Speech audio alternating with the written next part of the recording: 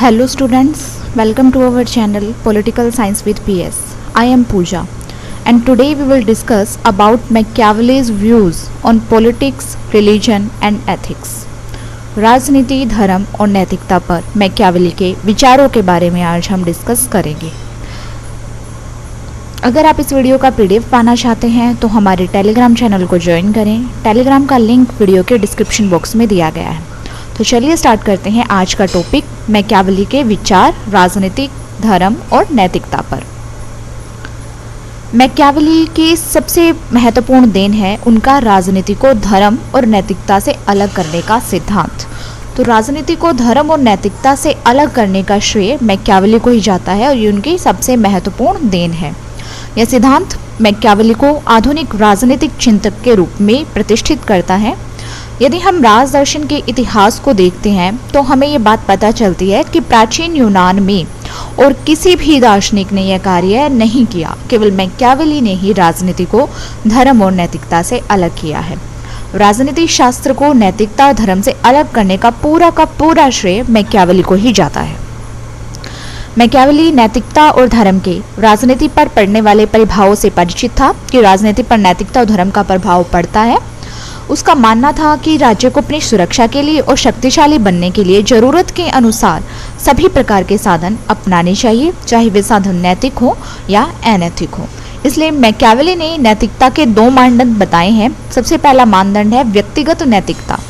व्यक्तिगत नैतिकता होता है शासक का दृष्टिकोण। दूसरा है जन नैतिकता, इसमें जनता का हित शासक के आज्ञा पालन में निहित होता है। तो मैकियावेली ने नैतिकता के दो मानदंड बताए हैं, व्यक्तिगत और जन नैतिकता। शासक स्वतंत्र है और वह किसी भी नैतिकता के बंधन में नहीं बंधा है, केवल जनता का हित इसी में है कि वे शासक के लिए आज्ञा पालन करें। इसलिए जनता नैतिकता से बंधी हुई है, शासक नहीं। मैकियावेली के अनुसार राजा को राज्य की सुरक्षा की चिंता करनी चाहिए। साधन तो सदैव आदरणीय समझे जाएंगे और सामान्यतः उनकी प्रशंसा की जाएगी। इसलिए राजा को केवल राज्य की सुरक्षा की चिंता करनी चाहिए। मैकियावेली एक उदाहरण देता है कि प्रत्येक व्यक्ति जानता है राजा के लिए अपने वचन का पालन करना और नीतिपूर्वक आचरण करना प्रशंसनीय है। फिर भी हमारी आंखों के सामने जो कुछ घटा है उसमें हम देखते हैं कि केवल उन्हीं राजाओं ने महान कार्य किए हैं जिन्होंने चालाकी से दूसरों को पीछे छोड़ दिया। इसलिए एक बुद्धिमान शासक अपने वचन का पालन नहीं करता और न ही उसे ऐसा करना चाहिए यदि ऐसा करना उसके हित में ना हो। दूसरा है राजनीति में साध्य ही साधन का औचित्य है। मैकियावेली का कहना है कि राजनीति में जो साध्य है वही साधन का औचित्य सिद्ध करता है। मैकियावेली द्वारा चित्रित नरेश, मैकियावेली ने एक नरेश का चित्रण किया था। उस नरेश का गुण यही है कि ना कोई चीज अच्छी है और न ही बुरी, न कोई प्राकृतिक कानून है और न कोई सार्वभौमिक नियम, साध्य ही साधनों का औचित्य है। इस वर्णन के आधार पर मैकियावेली की धारणा है कि राजा को ऊपर से तो दयालु, विश्वासी, धार्मिक और सच्चा होने का ढोंग करना चाहिए और जरूरत पड़ने पर निर्दयी, विश्वासघाती और अधार्मिक बनने को भी तैयार रहना चाहिए। यानी उसे अच्छा बनने का ढोंग करना चाहिए, दिखावा करना चाहिए। राजसत्ता को बनाए रखने के लिए साम, दाम, दंड, भेद सभी उपाय अपनाए जा सकते हैं और सच्चा राजा वही है जो शेर की तरह शक्तिशाली हो और लोमड़ी की तरह चालाक हो।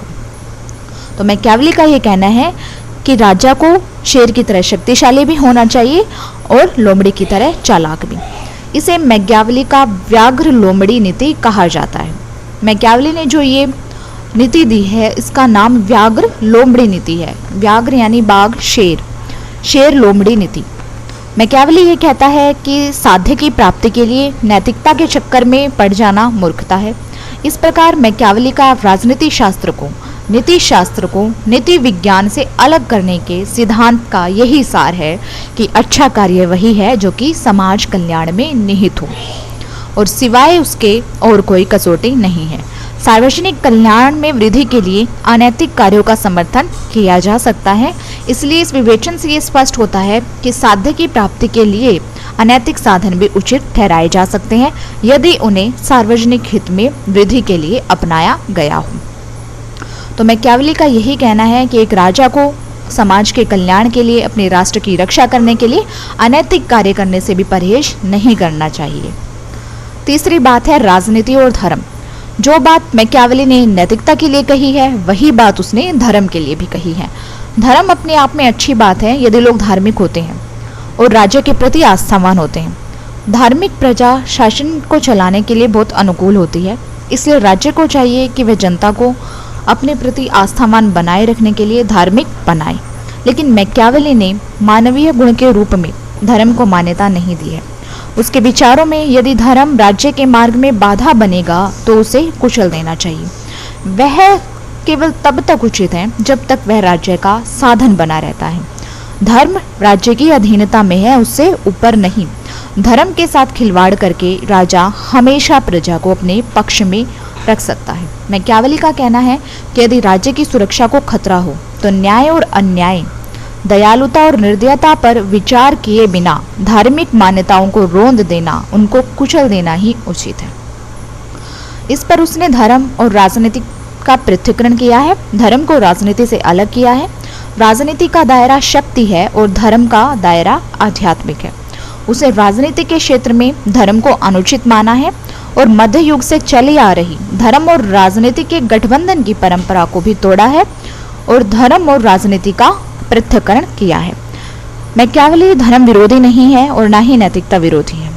इस संदर्भ में डनिंग का कहना है कि मैकियावेली अनैतिक नहीं है बल्कि नैतिकता के प्रति उदासीन है।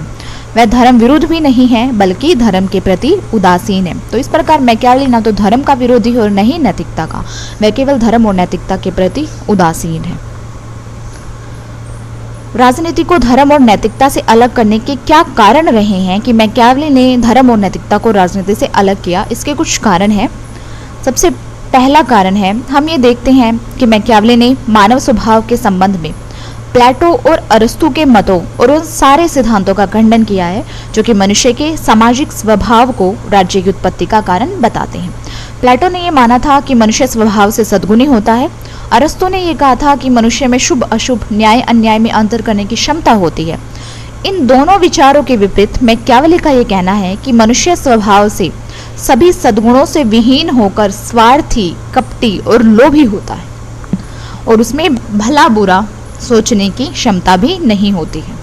दूसरा कारण है, मैकियावेली ने यह माना है कि मनुष्य के सामाजिक सद्गुण केवल स्वार्थ के बदलते हुए रूप हैं। उसकी प्रेरक शक्तियां अहमपूर्ण और स्वार्थपूर्ण ही होती हैं। वह नीति और परामर्श की बात तक नहीं सोचता। इसलिए शासक को इस रूप में शक्तिशाली होना चाहिए कि वह मानव स्वभाव पर नियंत्रण रख सके और उसे नीति, धर्म और आदर्शवादिता पर भरोसा नहीं करना चाहिए। तीसरा कारण है, मैकियावेली के मत में शासक को शासितों के बीच में प्रेम के बजाय भय पैदा करना चाहिए। शासक को ऐसा होना चाहिए कि जिस पर वो शासन चला रहा है यानी जनता, शासित, वो उसके प्रति भय की भावना रखें, उससे डरें। उसे अपनी शक्ति द्वारा लोगों को नियंत्रित और अनुशासित रखना चाहिए। प्रेम को अपनाकर वह धोखा खा सकता है लेकिन शक्ति को हाथ में लेकर वह धोखा नहीं खा सकता।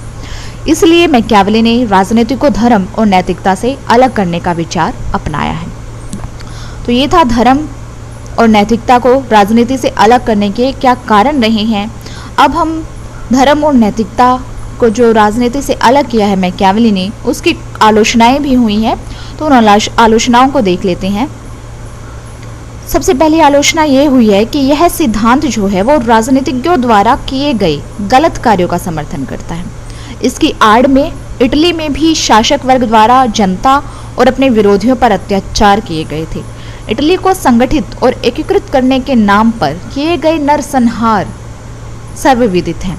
यह राजनीतिज्ञों की काली करतूतों को पुरस्कृत करता है।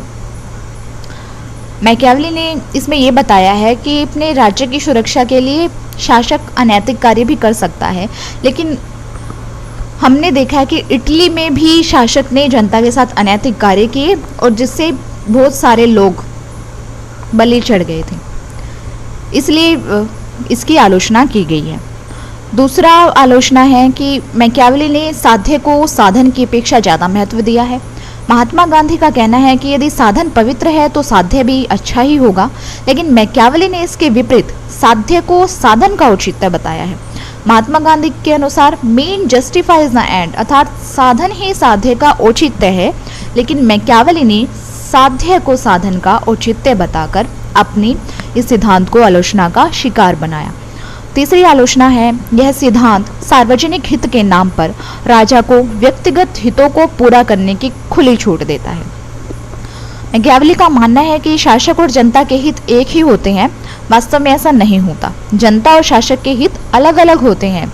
यदि इनको एक मान लिया जाएगा तो शासक अपनी व्यक्तिगत सन को और पूर्व धारणाओं को भी राज्य की नीतियों के नाम पर बढ़ावा दे सकता है। चौथी आलोचना है, मैकियावेली ने धर्म और नीति की घोर उपेक्षा की है। उसने धर्म और नीति का महत्व न आंकने की भारी भूल की है। इसलिए डॉक्टर मोरे ने कहा है कि वे स्पष्टदर्शी थे पर दूरदर्शी नहीं। उन्होंने चालाकी को राजनीतिज्ञ की कला मान लेने की भूल की है। वास्तव में धर्महीन राजनीति मृत्यु के समान होती है और आधुनिक युग में नैतिक मूल्य पर आधारित राजनीति की मांग ही जोर पकड़ रही है। इसलिए नैतिक मूल्य पर आधारित राजनीति ही सर्वश्रेष्ठ है। लेकिन मैकियावेली ने धर्म और नैतिकता से राजनीति को अलग कर दिया, इसलिए उसके सिद्धांत की आलोचनाएं हुई। निष्कर्ष में हम ये कह सकते हैं कि इतनी गलतियों के बावजूद भी मैकियावेली का जो ये धर्म और नैतिकता को राजनीति से अलग करने का विचार है, उस समय की परिस्थितियों की मांग थी। उस समय की परिस्थितियां ही ऐसी थी कि राजनीति को धर्म और नैतिकता से अलग करना जरूरी था। उसने इटालियन समाज को अराजकता की स्थिति से निकालने के लिए और पोप की इटली समाज को मजबूत बनाने में बाधा के रूप में निवारण करने के लिए अपने इस सिद्धांत को दिया था। उत्तरकालीन विचारक इस बात से सहमत हो गए हैं कि व्यक्तियों और राज्य की नैतिकता एक ही नियमों से नहीं बन सकती है। मैकियावेली के लिए इससे बढ़कर श्रद्धांजलि नहीं हो सकती कि आधुनिक युग में सभी राज्य अपने राजनयिक और राजनीतिक व्यवहार में उन्हीं के सिद्धांतों पर चल रहे हैं। उनका ये सिद्धांत कि राजा को शेर की तरह शक्तिशाली और साथ ही साथ लोमड़ी की तरह चालाक होना चाहिए, तो आधुनिक समय में भी सभी राजा अपने राजनीतिक और राजनीतिक व्यवहार में यही सिद्धांत अपना रहे हैं। गांधी जी के विचार सैद्धांतिक तौर पर ही सही हैं, लेकिन अगर हम व्यवहार में देखें तो मैकियावेली ही सही है। इसलिए यह सिद्धांत मैकियावेली का राजनीतिक चिंतन के इतिहास में अमूल्य देन है। तो आज की क्लास में हमने मैकियावेली के राजनीति को धर्म और नैतिकता से अलग करने के सिद्धांत के बारे में जाना।